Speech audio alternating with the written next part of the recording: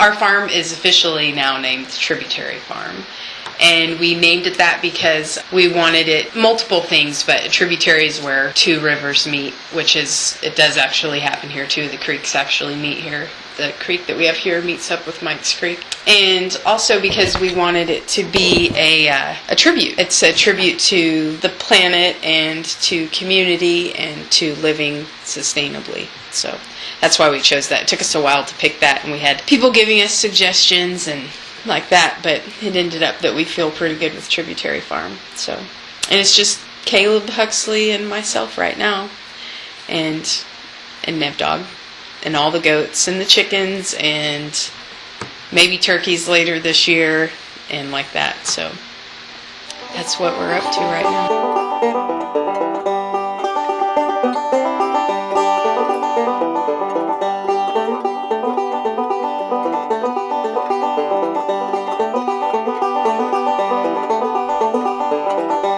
Caleb did his, what do you call it, your senior project on sustainable agriculture. You know, more and more people in the world, less and less resources, and trying to find better ways to use the resources we have and make it, you know, set the world up in a way that makes people happy. Well, the farming side of it would just be, theoretically, if you have a diversified farm, it's more efficient use of resources because things act synergistically with each other. Like, you know, chickens will fertilize the grass, and you're raising goats and cattle together, they'll eat different stuff, and if you're moving them from pasture to pasture, your grass improves, yeah, and then Worms get better. Oh yeah, you can use manure on the garden, and things you grow in the garden you can feed your chickens and pigs, and it's kind of just trying to, rather than having a ton of input and shipping stuff all around the country, trying to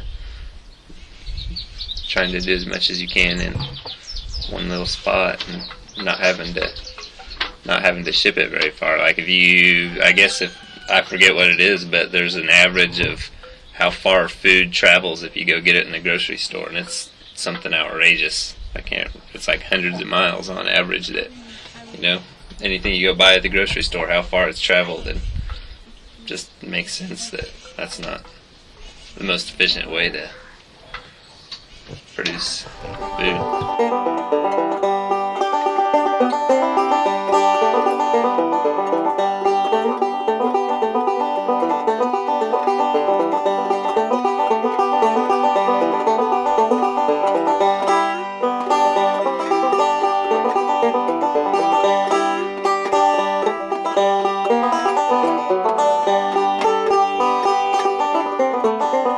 And then the method that we're going to do is what they call day range poultry, which is where you just have like we've got right there, that chicken coop on sleds, and you pull it to a piece of pasture and you leave it there for about a week, or it depends on how they eat the grass down, and then you move it.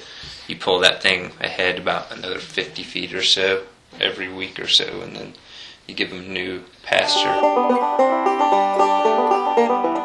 And then the chickens, I guess, came along. I don't know how the chickens, was it you? Yeah.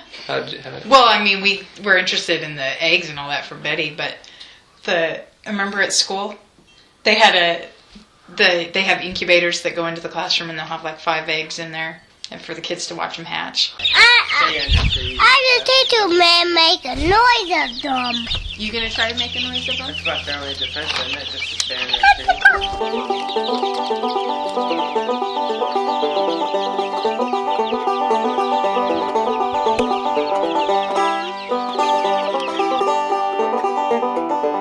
Tie them upside down, hang them upside down, and then you slit the throat, let their heart pump out all the blood, and then you have to dip them in near boiling water. Well, they say, I think 140 to 160 degrees, and that way that lets you pull the feathers out easier. And then you hang them up and pull the feathers out, give them a good plucking.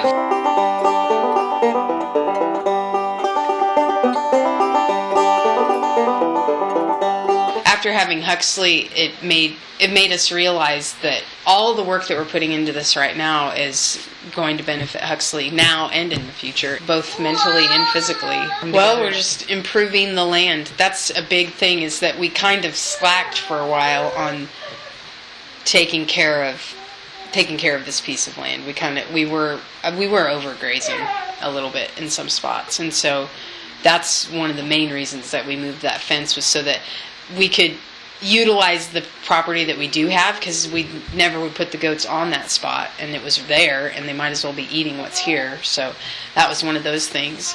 That's like with the garden, we're just improving the soil as much as we can, making it so that, especially with that bed, we didn't want rocks in it because growing the root crops in there and stuff like that.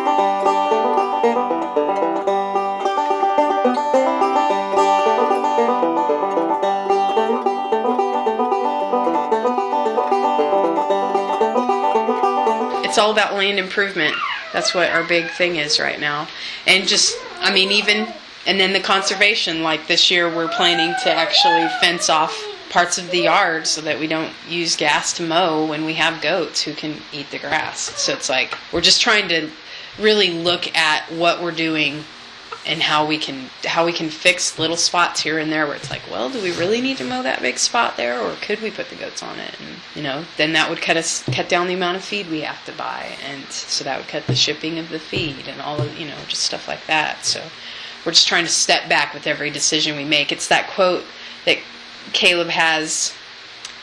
He wrote about it on the blog one of the times, but it's something about every decision that you make, you need to see how is it going to be good for the community. And he writes on there, community is not just the people, it's also the land and the animals and the wild animals and so we're really trying to look at our farm that way, like, okay, how is this going to benefit our community?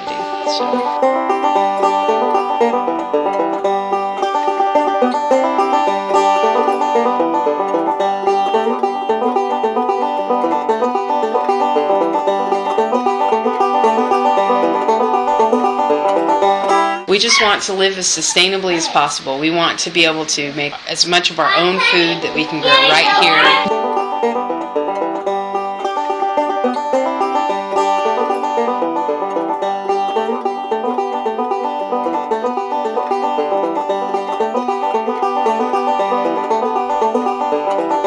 Best way to know the quality and safety of your food is to see the source and visit the farmer.